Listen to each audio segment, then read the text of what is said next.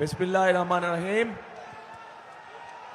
আজকের এই নির্বাচনী রংপুর বিভাগের নির্বাচনী জনসভার সম্মানিত সভাপতি, আমার সামনে উপস্থিত প্রিয় রংপুর বিভাগের অধিবাসীবৃন্দ, মঞ্চে উপস্থিত যারা মির্জা ফখরুল ইসলাম আলমগীর সহ ধানের শীষের প্রার্থীবৃন্দ, প্রিয় সহকর্মীবৃন্দ, উপস্থিত মা বোনেরা, মুরব্বীবর্গ, আসসালামু আলাইকুম।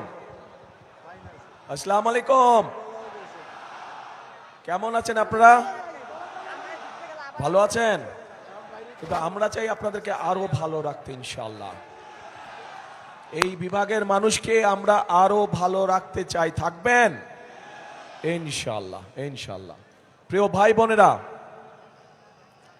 এই রংপুর হচ্ছে আবু সাইদের পবিত্র রক্তে মিশানো মাটি। কাজেই যেই ত্যাগ আমরা জুলাই আন্দোলনে দেখেছি, সেই ত্যাগ কখনো বৃথা যেতে পারে না। আমাদেরকে যে কোনো মূল্যে সেই ত্যাগের মূল্যায়ন করতে হবে। কিন্তু কিভাবে আমরা আবু সাইদের সেই জীবন উৎসর্গ, সেই ত্যাগকে আমরা মূল্যায়ন করব?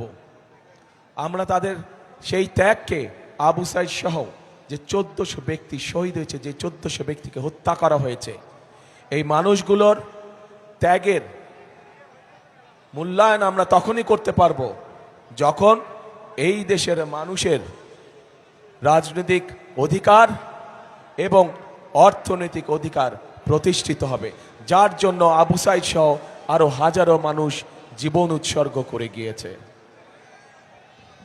প্রিয় ভাই বোনেরা, আমি বিশ্বাস করি, অনেক মানুষ বলে যে রংপুর এলাকা, এই এলাকা সহ পুরা রংপুর বিভাগের যে জেলাগুলো বলে যে গরিব অঞ্চল, কিন্তু আমি বিশ্বাস করি এই অঞ্চল হচ্ছে অত্যন্ত সম্ভাবনাময় অঞ্চল। শুধু দরকার সঠিক পরিকল্পনা, শুধু দরকার সঠিক ব্যক্তির, শুধু দরকার সঠিক নেতৃত্বের। তাহলেই এই বিভাগের আমরা আমূল পরিবর্তন করতে পারবো। কিন্তু সেই আমূল পরিবর্তন করতে হলে ওই যে বললাম, সঠিক ব্যক্তি এবং সঠিক নেতৃত্ব দরকার। প্রিয় ভাই বোনেরা, আমাদের সামনে আমরা যদি দেখি, নিকট অতীতে দেশনেত্রী খালেদা জিয়া যখন দেশ পরিচালনার দায়িত্বে ছিলেন, শহীদ রাষ্ট্রপতি জিয়াউর রহমান এই যে আসার সময় দেখলাম যে বড় ধানের প্রস্তুতি চলছে। শহীদ জিয়া এই দেশের শাসনভার গ্রহণ করার আগে এখানে বড় ধান হতো? মুরব্বীরা আছে জানবেন, ইয়াং ছেলে পেলে যারা আছে তোমরা হয়তো জানবে না, কিন্তু মুরব্বীরা জানে হতো না। এটি শহীদ জিয়ার অবদান, অর্থাৎ ফসল, বাড়তি ফসল শুরু হয়েছে। প্রিয় ভাই বোনরা, একইভাবে যদি আমরা দেখি, তাহলে আমরা দেখব যে দেশনেত্রী খালেদা জিয়া যখন দেশ পরিচালনা করেছেন, সেই সময় আমরা দেখেছি যে এই অঞ্চলের সবচাইতে বেশি সংখ্যক মানুষ দারিদ্র সীমা থেকে বেরিয়ে এসেছিল। কিন্তু বিগত 16 বছর ধরে আমরা দেখেছি যে আরো যতগুলো মানুষ দারিদ্র সীমা থেকে বেরিয়ে এসেছিল, তথাকথিত উন্নয়নের নামে লুটপাট হয়েছে, কিন্তু মানুষের ভাগ্য পরিবর্তনের জন্য সঠিক কোনো পদক্ষেপ গ্রহণ করা হয়নি। ফলে মানুষের কর্মসংস্থানের ব্যবস্থা হয়নি।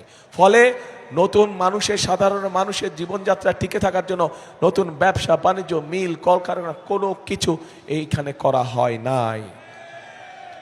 প্রিয় ভাই বোনেরা, এই এলাকায় একটু আগে আমি আবু সাইদের বাড়ি থেকে আসলাম। আমি নিজেও জানতাম না যে সেইখানেও পর্যন্ত কয়লা আছে। আমি জানতাম দিনাজপুরে কয়লা আছে, কিন্তু আজ আমি শুনলাম যে সেখানেও কয়লা আছে। এই কয়লা যদি আমরা উত্তোলন করতে পারি, এই কয়লা দিয়ে আমরা অনেক কিছুর পরিবর্তন করতে পারবো। প্রিয় ভাই বোনেরা, আমরা সবাই জানি এই অঞ্চল হচ্ছে কৃষি প্রধান অঞ্চল।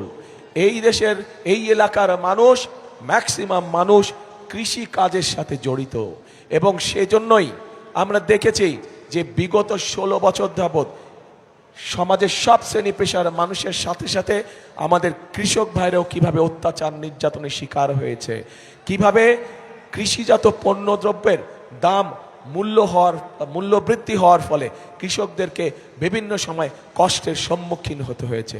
এবং সেই কারণেই আমরা হিসাব নিকাশ করে আমরা সিদ্ধান্ত নিয়েছি যে আগামী 12 তারিখে ইনশাল্লাহ ধানের শীষ সরকার গঠন করলে আল্লাহর রহমতে আপনাদের সমর্থন নিয়ে এই মুহূর্তে যাদের কৃষি ঋণ 10,000 টাকা পর্যন্ত আছে, আমরা সেই কৃষি ঋণ সুদ সহ ইনশাল্লাহ মওকুফ করব। সমগ্র বাংলাদেশে কৃষকদের 10,000 টাকা পর্যন্ত কৃষি ঋণ সুদ সহ ইনশাল্লাহ আমরা মওকুফ করব। প্রিয় ভাই বোনেরা, শুধু তাই নয়, এই এলাকার মানুষ স্বাভাবিকভাবে কষ্টে থাকার কারণে অনেক মানুষ আছে যারা বিভিন্ন সময় রেজিস্টার বিভিন্ন এনজিও থেকে ছোট ছোট ক্ষুদ্র ঋণ গ্রহণ করে থাকে না? অনেক মানুষ কিন্তু ছোট ছোট ঋণ গ্রহণ করেছে, ক্ষুদ্র ঋণ গ্রহণ করেছে তারা। আমরা সিদ্ধান্ত নিয়েছি যে ইনশাল্লাহ 12 তারিখে আপনাদের সমর্থনে ধানের শীষ 13 তারিখে সরকার গঠনে সক্ষম হলে পরে ইনশাল্লাহ আমরা এই যে ক্ষুদ্র ঋণ যারা রেজিস্টার্ড এনজিও থেকে গ্রহণ করেছেন, আমরা সরকারের পক্ষ থেকে এই ঋণ সেই এনজিওগুলোকে পরিশোধ করে দেব, আপনাদের পরিশোধ করা লাগবে না। এই অঞ্চলের মানুষকে সেই ঋণ পরিশোধ করা লাগবে না।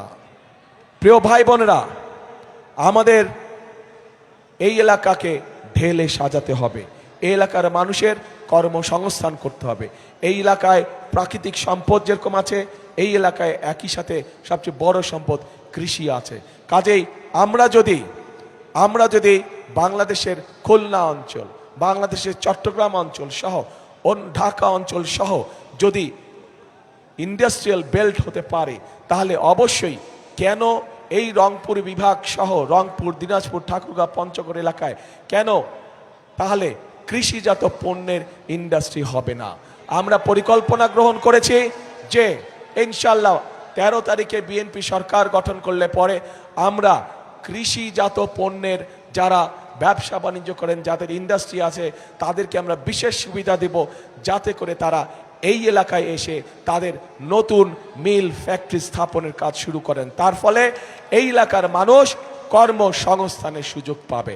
শুধু তাই নয়, আমাদের দেশে বর্তমানে বহু তরুণ যুবক মানুষ আছে, যুব সমাজের মানুষ আছে যারা আইটিতে কাজ করে, যারা কম্পিউটার আইটিতে কাজ করে।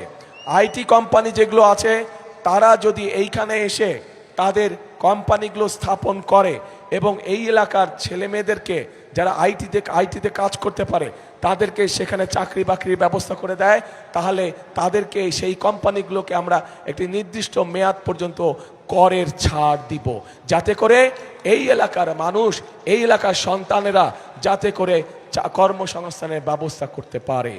প্রিয় ভাই বোনেরা, আমরা যদি এই কাজগুলো করতে পারি, এই কাজগুলো করার মাধ্যমে আমরা আবু সাইদের স্বপ্নের একটি অংশ, তার আত্মত্যাগের একটি অংশ আমরা পূরণ করতে পারবো।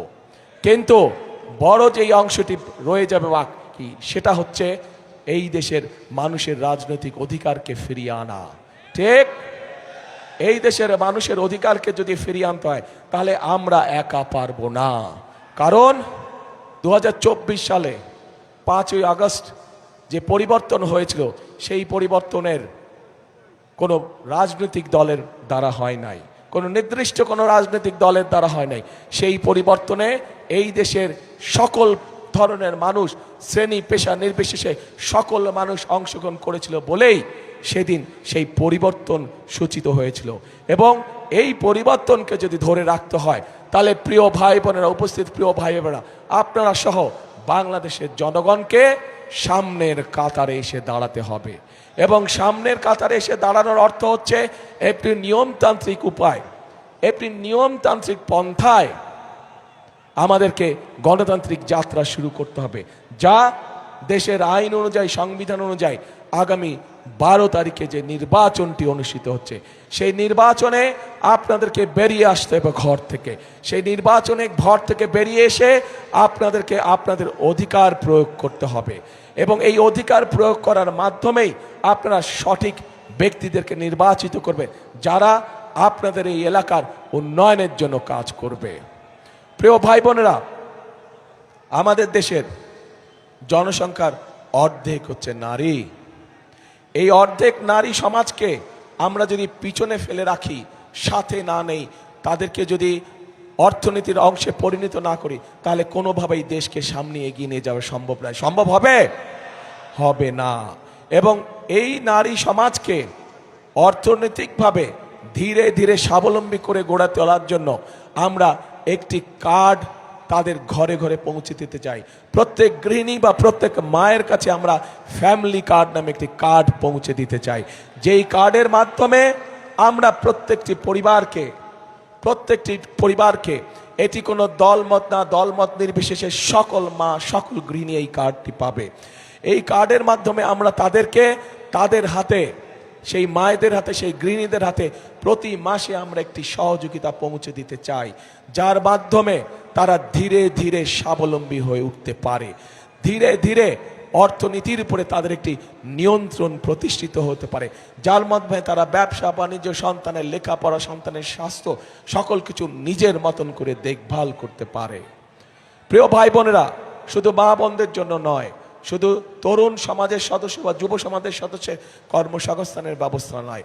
আমি একটু আগে কৃষক ভাইদের 10,000 টাকা পর্যন্ত কৃষি ঋণ মওকুফ করার কথা বলেছি। এটার পাশাপাশি আমরা আরেকটি কাজ করতে চাই, সেটি হচ্ছে আমরা প্রত্যেক কৃষক ভাইয়ের হাতে, মাদের কাছে বা গৃহিণীদের কাছে যেমন ফ্যামিলি কার্ড পৌঁছে দেব, ঠিক কৃষক ভাইদের কাছে আমরা একইভাবে কৃষি কার্ড নামক একটি কৃষি কার্ড পৌঁছে দিতে চাই। 10,000 টাকা কৃষি লোন যেটা, ওটা তো মওকুফ করবই, এই কৃষি কার্ডও পৌঁছে দিতে চাই। কারণ এই কৃষি কার্ডের মাধ্যমে, ফ্যামিলি কার্ডের মাধ্যমে মাদের হাতে, গৃহিণীদের হাতে যেরকম একটি সহযোগিতা পৌঁছাবো, কৃষক কার্ডের মাধ্যমে আমরা কৃষক ভাইদের কাছে তাদের জমি অনুযায়ী আমরা অন্তত একটি ফসলের সম্পূর্ণ বীজ, সার, কীটনাশক তাদের হাতে তুলে দিতে চাই, যাতে করে তাদের নিজেদের উপর অর্থনৈতিক চাপ একটু হলেও যাতে কমে এবং ধীরে ধীরে যাতে আমাদের কৃষক ভাইরা আস্তে আস্তে অর্থনৈতিকভাবে স্বাবলম্বী হয়ে উঠতে পারে। প্রিয় ভাই বোনেরা, এখন এই পরিকল্পনাগুলোকে যদি বাস্তবায়ন করতে হয়, আমরা তো বাস্তবায়ন করব, আল্লাহর রহমতে আপনাদের সমর্থন নিয়ে আমরা সরকার গঠন করে আমরা একটা পরিকল্পনা বাস্তবায়ন করব। কিন্তু সেই পরিকল্পনা বাস্তবায়নে আপনাদের সাহায্য ছাড়া তো করতে পারবো না। আমরা আমাদের সংক্ষেপে আমাদের কয়েকটি পরিকল্পনার কথা আপনাদের সামনে তুলে ধরেছি। এখন আমি আপনাদের কাছে জানতে চাই, আমার জানতে ইচ্ছা করছে, আমাদের পরিকল্পনাটা বললাম, প্রিয় ভাই বোনেরা, আপনাদের পরিকল্পনাটা কি? হ্যাঁ, শুনি না। আরে ভাই, শুনি না তো, আপনি একটু জোরে বললে শুনি। রাইট, ধানের শীষ কবে? হ্যাঁ, কবে? 12 তারিখ। কখন যাবেন? একদম ফজরের ওয়াক্তে গিয়ে ফজরের সময় ওখানে জামাত আদায় করতে হবে, যাতে করে ওই 16 বছর যেমন নিশিরাতের নির্বাচন হয়েছিল, আমরা এবার আর করতে দেব না। 16 বছর যখন আমুর নির্বাচন হয়েছিল, আমরা এবার করতে দেব না। এবার হচ্ছে জনগণের পালা।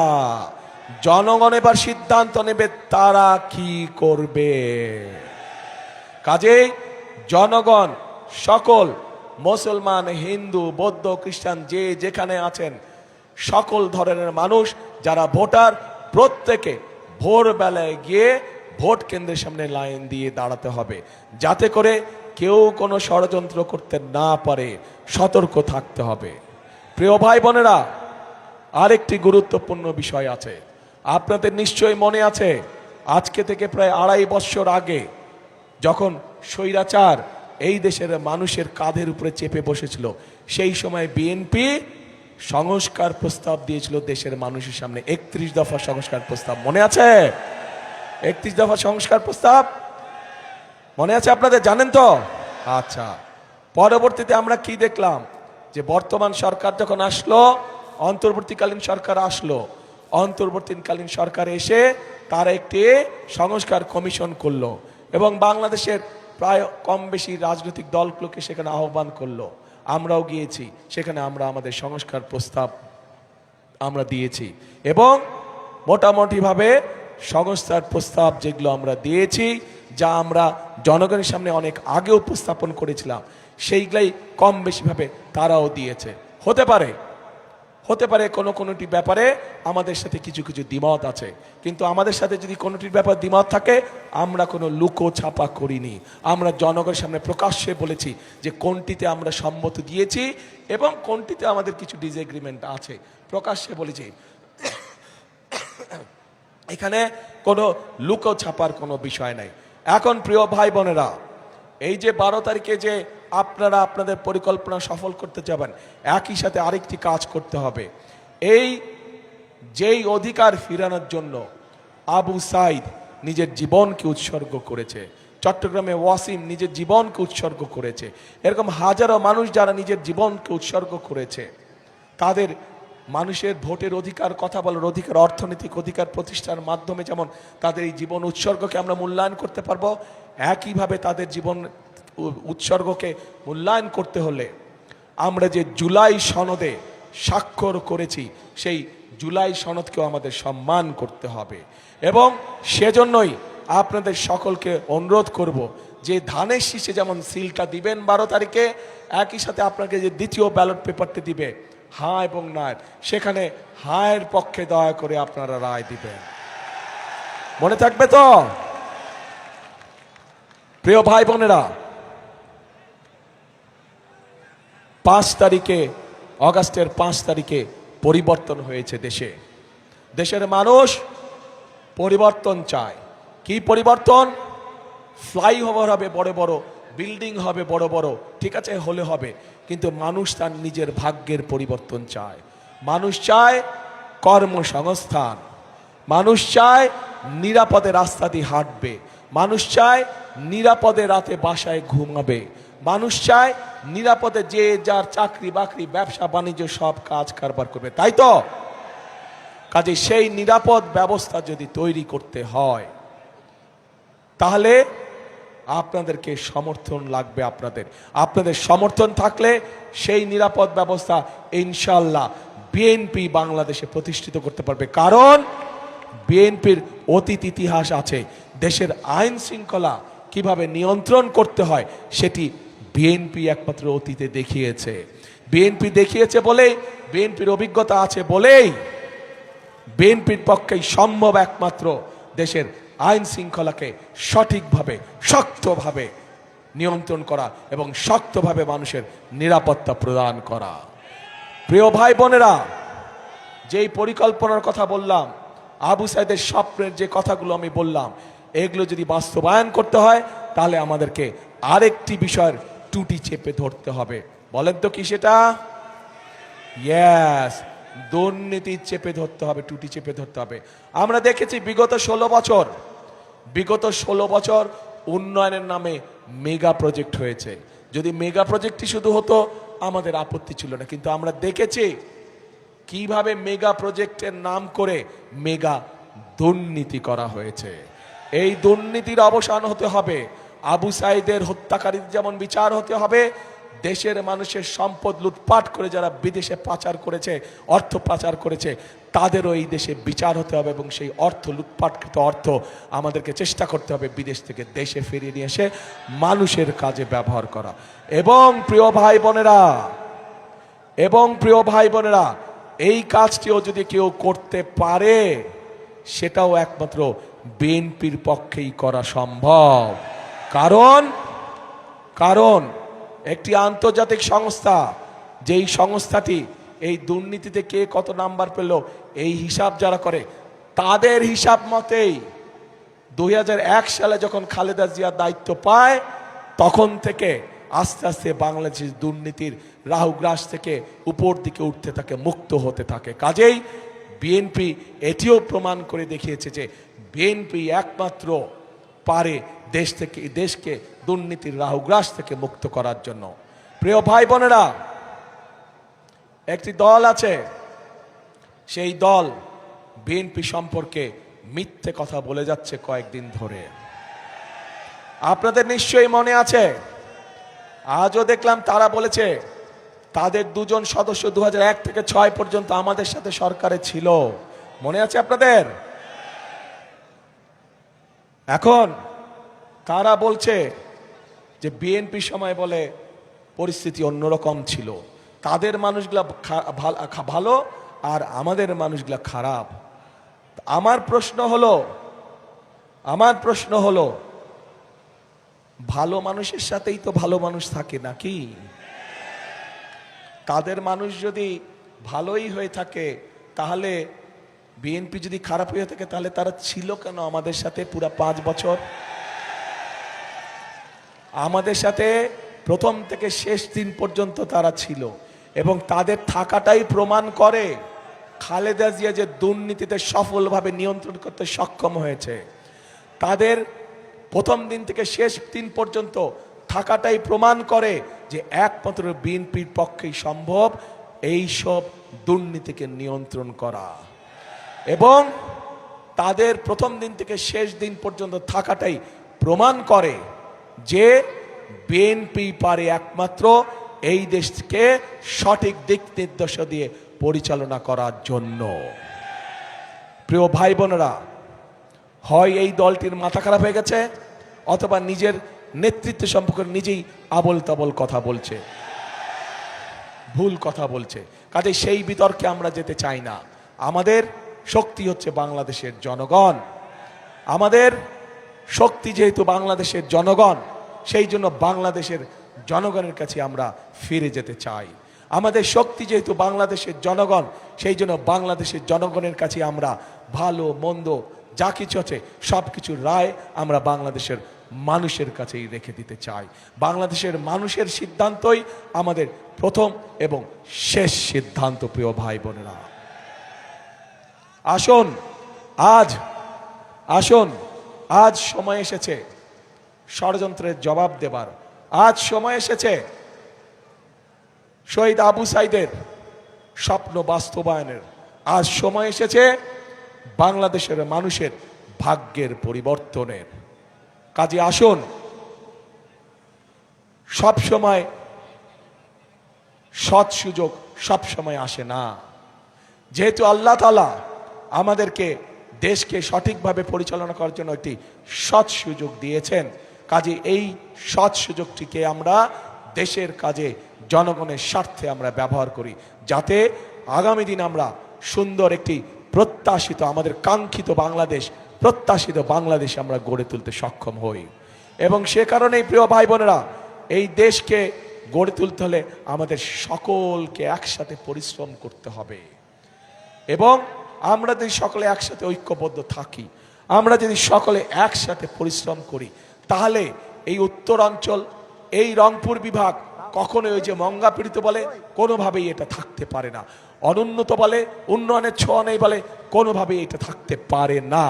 এই অবস্থার আমরা এইবারে ইনশাল্লাহ পরিবর্তন করতে পারবো, আপনাদের যদি সমর্থন আমাদের সাথে থাকে, আপনাদের সমর্থন ধানের শীষের পক্ষে থাকলে ইনশাল্লাহ এই পরিস্থিতির পরিবর্তন আমরা এইবারে ইনশাল্লাহ করব। সেজন্যই প্রিয় ভাই বোনেরা, কথা আমি একটাই বলি, কথাটি আপনারা শুনেছেন, তারপর আপনাদের সামনে বলতে চাই। কি সেই কথা? সেই কথাটি হচ্ছে করব কাজ, কে করব কাজ? সবার আগে বাংলাদেশ। করব কাজ, গড়ব দেশ, সবার আগে বাংলাদেশ। বাংলাদেশ ভালো থাকলেই ইনশাল্লাহ মানুষ ভালো থাকবে। বাংলাদেশের মানুষের অধিকার প্রতিষ্ঠিত হলেই বাংলাদেশ ভালো থাকবে। প্রিয় ভাই বোনেরা, আসুন আজকের এই নির্বাচনী জনসভার শপথ হোক আমরা আবু সাইদের সেই কাঙ্ক্ষিত প্রত্যাশিত বাংলাদেশ গড়ার কাজে ইনশাল্লাহ আগামী মাসের 13 তারিখ থেকে আমরা কাজে হাত দিব। এই হোক আজকের নির্বাচনী জনসভার প্রতিশ্রুতি। আল্লাহ হাফেজ। বাংলাদেশ জিন্দাবাদ, বাংলাদেশ জাতীয়তাবাদী দল জিন্দাবাদ। ও রাইট রাইট রাইট ভাইরা, সরি আমি একটা জিনিস ভুলে গেছি। এই এলাকার শুধু না, আচ্ছা ক্যান্ডিডেট সাহেবরা সামনে আসেন, প্রার্থীরা একটু সামনে আসেন, লাইন করে একটু দাঁড়ান। এই এলাকা সহ সারা বাংলাদেশের একটি বিরাট সমস্যা আছে, সেটা হচ্ছে আমাদের পানি সমস্যা। আমাদের পানি সমস্যা আছে সারা বাংলাদেশেই, আর বিশেষ করে যেহেতু এই এলাকাটি কৃষি প্রধান এলাকা, এই এলাকায় এই সমস্যাটা রয়েছে এবং এই সমস্যাটি সমাধানের জন্য কাজে হাত দিয়েছিলেন শহীদ রাষ্ট্রপতি জিয়াউর রহমান। তিস্তা ব্যারেজ প্রকল্পের কাজ ইনশাল্লাহ 12 তারিখে নির্বাচনের পরে 13 তারিখে বিএনপি ইনশাল্লাহ সরকার গঠন করলে এই এলাকার মানুষের জন্য যে তিস্তা ব্যারেজের স্বপ্ন, আমরা সেটি পূরণের কাজে যথাসম্ভব দ্রুত হাত দিব ইনশাল্লাহ। যাতে কর্মসংস্থান বলেছি, আরে মেডিকেল কলেজ বিশ্ববিদ্যালয় এমনিই হবে, ওগুলা নর্মালি হবে মেডিকেল কলেজ বিশ্ববিদ্যালয়। তিস্তা মহাপরিকল্পনা বলতে আমরা যা বুঝি খাল খনন, বন সংরক্ষণ সহ কর্মসংস্থান সহ যেই কাজগুলো আছে ইনশাল্লাহ পর্যায়ক্রমিকভাবে সবগুলো কাজ আমরা শুরু করব। প্রিয় ভাই বোনেরা, এই এলাকার উন্নয়নের জন্য, মানুষের ভাগ্যের পরিবর্তনের জন্য যাদের হাতে আমরা ধানের শীষ তুলে দিয়েছি, এবার তাদেরকে আপনাদের সাথে আমি পরিচয় করিয়ে দিচ্ছি। যে একটু তুলেন আপনারা সবাই, তুলেন, জি একটাই দেন। এই যে এই মানুষগুলোকে আমরা এই এলাকার মানুষের ভাগ্যের পরিবর্তনের জন্য দায়িত্ব দিয়েছি। ইনশাল্লাহ তাদেরকে আপনারা ধানের শীষ মার্কায় জয়যুক্ত করবেন 12 তারিখে ইনশাল্লাহ। আল্লাহ হাফেজ। বাংলাদেশ জিন্দাবাদ, বাংলাদেশ জাতীয়তাবাদী দল জিন্দাবাদ। আসসালামু আলাইকুম।